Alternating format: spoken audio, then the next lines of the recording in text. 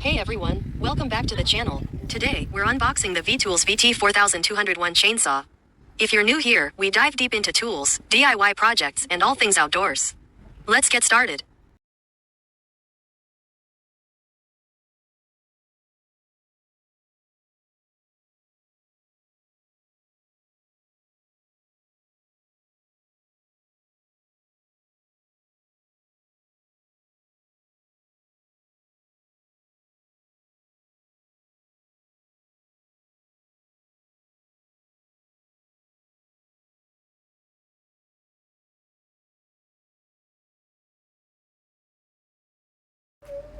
Fix the bumper spike with 2 screws.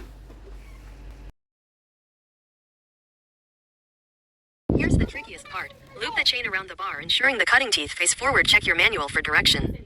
Fit the chain onto the drive sprocket inside the power head. Pro tip: wear gloves, those teeth are sharp. The chain brake by pulling this lever back. Now, align the guide bar's slot with the engine studs. Slide it on until the bar's hole matches the tensioning pin. Tighten the nuts with finger tight for now, we'll adjust tension later. Now, use the wrench to turn the tensioning screw clockwise until the chain snaps snugly against the bar.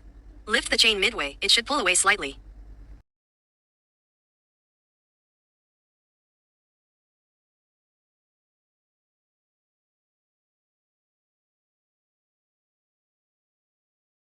Use 50 to 2, that's 40 milliliters of 2T oil per 1 liter of petrol.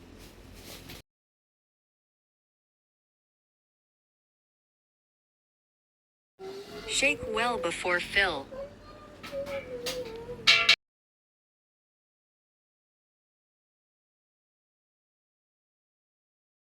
Almost done. Fill the guide bar oil tank, use chainsaw specific lubricant.